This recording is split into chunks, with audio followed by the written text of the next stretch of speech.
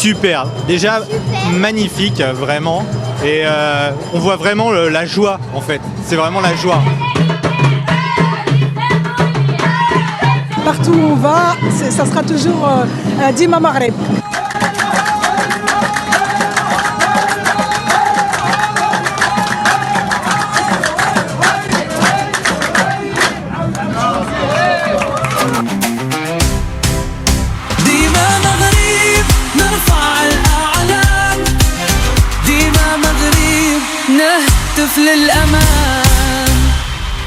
Je ne sais pas si vous le savez, mais le 20 mars, c'est la journée mondiale du bonheur.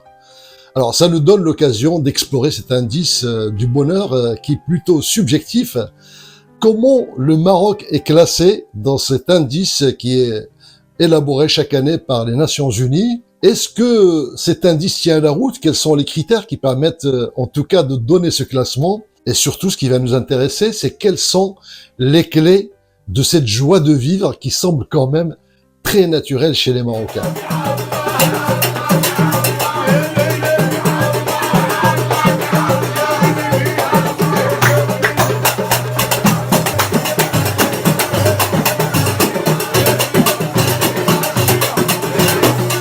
Alors, chaque année, les Nations Unies élaborent un rapport sur l'indice du bonheur dans le monde. Ils font une enquête sur plus de 140 pays, donc ils établissent un classement. Alors, la Finlande est toujours au top parce que ça fait 8 ans qu'elle occupe la première place dans cet indice. La France a reculé de la 27e à la 33e place. Et puis, les États-Unis également, paraît-il, ont eu le plus mauvais indice de leur histoire parce qu'ils sont passés de la 11e place à la 24e place.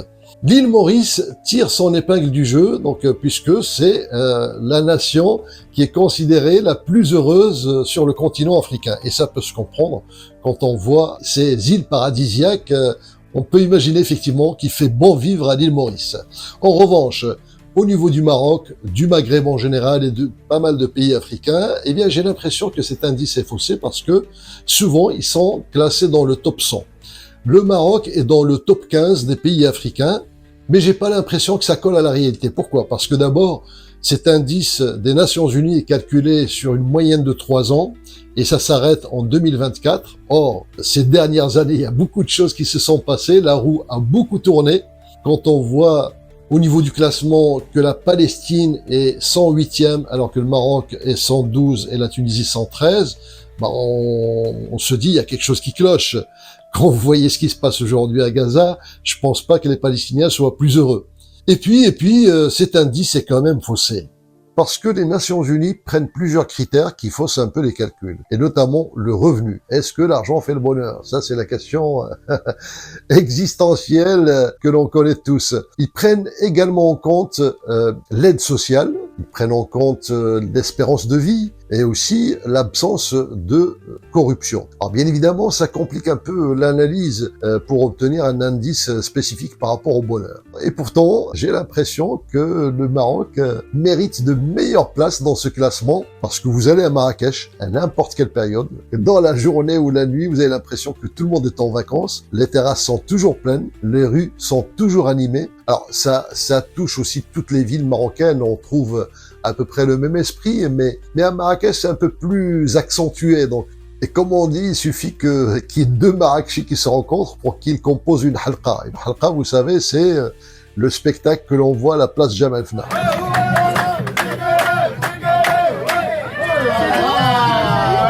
La bouffe et le chant. Je dirais ce sont les 2 critères importants. Il y a un adage marocain qui dit « quand l'estomac est plein, il dit à la tête de chanter ». À partir du moment où l'estomac est plein, qu'on a bien mangé, eh bien, il faut remercier le ciel de nous avoir donné la santé et d'être apaisé. Voilà, il y a une espèce de sérénité qui est extraordinaire. Quand je rencontre des gens de la Médina, vous savez, donc vous leur demandez comment ça va. Ils disent « Bikhair, ala khair, Allah yjibha as-sihha wa salama ». C'est-à-dire, tout va bien. La seule chose qu'on demande, c'est la santé et la paix. La paix, salama, c'est-à-dire la sérénité. Voilà, c'est plus le mot sérénité quand on parle de salama. Eh bien, là, il y a déjà des éléments de réponse pour dire quels sont les critères qui permettent aux Marocains d'être plus heureux que dans d'autres nations. Ce qui est fabuleux, c'est que moi, je rencontre des gens qui n'ont pratiquement rien, qui sont très très modestes. Eh bien, j'ai l'impression qu'ils sont les plus heureux au monde. Et ils n'arrêtent pas de se marrer, de rigoler. Et il y a cette notion de partage qui est extraordinaire. Combien de fois j'ai rencontré des gens qui sont très modestes. Et le gars, il a 1 ou 2 œufs, ben, il vous fait une omelette, un verre de thé à la menthe, il vous invite, même si on voulait pas trop le déranger, ben non, il insiste parce que pour lui, ça lui fait plaisir. Et là, ça fait encore référence à cette hospitalité légendaire que l'on trouve chez les Marocains. Une fois, j'avais invité un président d'un grand groupe à Marrakech, et au bout de 2 jours, parce qu'il avait jamais mis les pieds au Maroc, au bout de 2 jours, il m'a dit « J'ai compris une chose, le Maroc, c'est le pays du sourire. » Et il m'a dit, j'ai appris que on peut dire non, mais avec le sourire, et ça passe très bien. Et c'est vrai que à chaque fois maintenant, quand je rencontre des gens, il y a toujours le sourire, même si le mec il a plein de problèmes, il vous dit tout va bien, bekhair, alhamdoulilah. Donc c'est-à-dire que grâce à Dieu, tout va bien. Et je dirais que ça remonte à très loin, parce que les Marocains, ils ont été quand même éduqués là-dessus, depuis l'époque de ce qu'on appelle le Mkhzen, depuis l'époque, moi que j'ai connu, l'époque du roi Hassan II, que Dieu ait son âme, il était un peu sévère, mais parce que le Maroc n'était pas encore tout à fait prêt à avoir une démocratie comme il faut. Donc, il nous a quelque part éduqués dans le respect, et en même temps, savoir se contenter de ce que l'on a, de pas toujours être un râleur, et ça aide beaucoup cette ambiance globale chez les Marocains. Mais quelle ambiance! C'est top!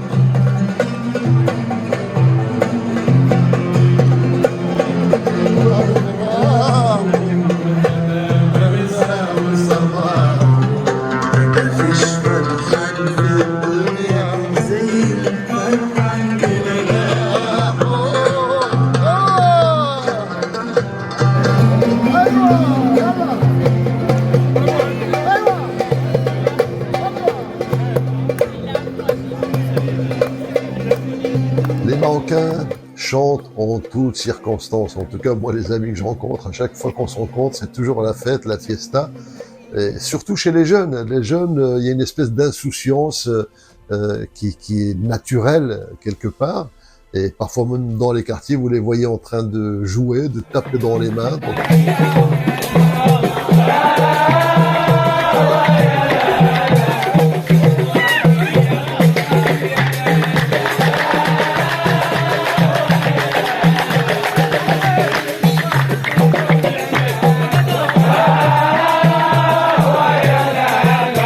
Des filles, quand ils font une réunion chez elles ou une après-midi, ben, elles s'amusent à chanter, à jouer.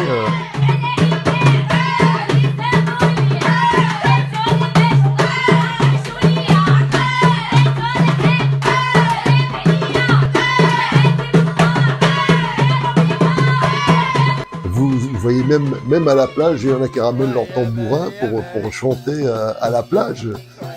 Allez-y, ramenez un tambourin à la plage. Est-ce que vous allez y penser? Pas évident. Dernièrement, il y a eu le salon de l'agriculture à Paris et tout le monde était surpris de voir le monde qu'il y a autour du stand marocain. Pourquoi?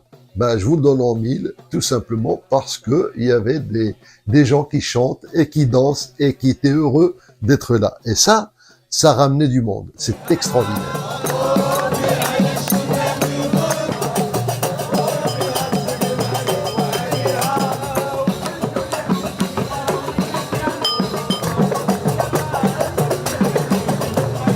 Super, déjà magnifique, vraiment. Et on voit vraiment la joie, en fait. C'est vraiment la joie. Je suis allé une fois adolescent, très bon souvenir, j'ai envie d'y retourner avec ma famille. C'est vraiment, vraiment super, quoi. Et puis nous, ça nous permet de retrouver le Maroc. Du coup, on est en France et on vient faire nos achats de Ramadan et d'aider les agriculteurs et les artisans, surtout marocains. Et on est fiers de venir ici pour donner un petit coup de pouce à notre Maroc. Partout où on va, ça sera toujours Dima Maghreb. Avec une véritable fanfare marocaine qui est là depuis ce matin pour animer le pavillon du Maroc. Il ne cesse d'attirer de plus en plus de visiteurs.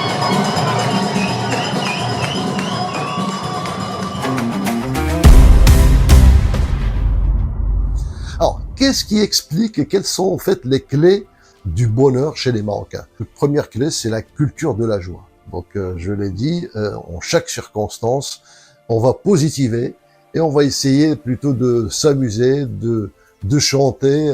On peut avoir des discussions sérieuses, mais tout d'un coup, vous allez avoir quelqu'un qui va mettre les choses en dérision pour nous ramener à des choses beaucoup plus soft, beaucoup plus agréables. La deuxième clé, je dirais que c'est... Alors, ça s'appelle le qana'a. Alors, en français, comment expliquer ça? C'est l'acceptation, le contentement. C'est-à-dire que des gens qui n'ont pas grand-chose, ben, ils sont contents. Et il y a une espèce de fatalisme spirituel qui fait que, bon, ben, c'est tout, c'est comme ça. Donc, pourquoi est-ce qu'on va se casser la tête? Ils se prennent pas le chou. Ils peuvent manger un bout de pain avec des olives ou avec de l'huile d'olive, avec un thé à la menthe, et ça passe. Ils n'ont pas besoin de faste pour vivre. Parce que ce qui est important, c'est juste d'être en bonne santé et d'être bien vivant. D'ailleurs, souvent, quand on veut dire merci à quelqu'un, on lui dit « que Dieu te donne la santé ». C'est ça qui est important. C'est ça qui est vraiment primordial. À partir du moment où les gens, ils ont la santé, eh ben, ils sont heureux. Une fois, j'avais été dans une réunion avec des talbas. Les talbas sont des gens, vous savez, qui vous expliquent un petit peu les valeurs de l'islam, etc. Et ils me parlaient d'un terme ni'ma. Ni'ma. Ni'ma. Alors, comment expliquer ça en français? Il expliquait comme quoi le bon Dieu vous a donné de quoi vivre. Donc, si vous avez la santé, vous avez un toit, vous avez de quoi manger. Si vous voulez plus, alors là, débrouillez-vous. Donc, et c'est comme ça qu'il y en a qui s'aventurent pour chercher des millions, des milliards et qui ont plutôt plus de soucis qu'autre chose. Donc, ce qana'a, ce contentement est vraiment un pilier qui permet d'être apaisé. Parce que à partir du moment où vous dites bah, tout va bien, alhamdoulilah, eh ben, vous êtes apaisé et vous ne vous souciez pas d'aller chercher beaucoup plus que ce que vous n'avez. Et dans les situations dramatiques, ben, dans les deuils, quand on perd un être cher, ben, ce fatalisme spirituel aide beaucoup ben, tous les musulmans en général, parce que ils disent Hada qadarullah, c'est le bon Dieu qui a voulu. Donc quand son heure est venue, en fait, la mort ne fait pas peur aux musulmans, parce qu'ils se disent qu'on va tous y aller un jour ou l'autre. C'est la séparation qui est difficile, c'est le fait de se séparer d'un être cher. Quand on a été dans les montagnes après le tremblement de terre de Marrakech, j'ai vu des gens qui ont perdu presque la totalité de leur famille, mais qui restaient dignes et qui disent c'est le bon Dieu qui a voulu ça. Qu'est-ce que vous voulez qu'on fasse? Eh bien, cette fatalité, ça aide énormément, parce qu'ils prennent les choses, même dans des situations dramatiques, ils prennent les choses avec philosophie. Et ça aide beaucoup. Donc, premier critère, la culture de la joie. Deuxième critère, le qana'a, c'est-à-dire le contentement, l'acceptation. Et troisième critère, c'est la sécurité. La sécurité, elle est primordiale. Le Maroc a une chance inouïe. D'abord parce que c'est la plus ancienne monarchie au monde après le Japon. Ça, c'est très important parce que ça donne une stabilité politique, géopolitique au Maroc. On a un roi qui est en CDI, en contrat à durée indéterminée, ce qui diffère complètement des républiques où vous avez des présidents qui sont en CDD, en contrat à durée déterminée. Et cette stabilité, elle est importante parce que le roi, donc justement, c'est lui qui catalyse et qui fédère tous les Marocains. Et vous savez qu'au Maroc, il y a énormément d'ethnies. Hein. Vous avez donc les Amazirs, vous avez les Arabes, je m'appelle les Berbères, vous avez des personnes qui viennent d'Afrique noire, vous avez des Sahraouis, les gens du sud, vous avez des Juifs marocains, vous avez donc des catholiques, il y a de tout, il y a de tout.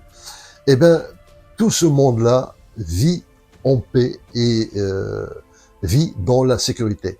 Dernièrement encore, on a vu que le Maroc a démantelé des réseaux de terroristes. Il faut savoir que le Maroc est peut-être l'un des pays les plus avancés en termes de sécurité. J'ai même entendu qu'il y a des gens des États-Unis qui viennent se former au Maroc. Donc c'est pas n'importe quoi. Et ça, je pense que c'est depuis d'ailleurs l'époque de Sri que j'ai connu. Moi, j'ai connu à l'époque du roi Hassan II, Allah yarhamou. Et parce qu'il y a eu quand même plusieurs attentats contre Hassan II, et à chaque fois qu'il y a eu un attentat, le roi donc mettait encore des dispositions encore plus sécuritaires qu'avant. Et c'est comme ça que petit à petit le Maroc est devenu vraiment au top de la sécurité. Enfin voilà, donc 3 éléments, c'est premièrement la culture de la joie, deuxièmement le contentement et troisièmement la sécurité. Dans une étude, moi j'ai vu des chiffres, comment est-ce que les Marocains ressentent les choses. Eh bien, pour eux, ce qui est important, Salama, elle occupe 36%. Ce qui ressort en deuxième, 26%, c'est la santé. L'article Sha ou Salama, donc la santé et la sérénité. Et en troisième, 15%, c'est la stabilité. Donc, ce qui rassure les Marocains, c'est le fait d'être dans un pays stable. Et les gens disent que Dieu nous ramène juste la santé et la sérénité. Eh bien, c'est ce que je vous souhaite à tous et je vous remercie d'avoir visionné cette vidéo. Donc, je vous dis à bientôt et Allah yartikum sha ou salama.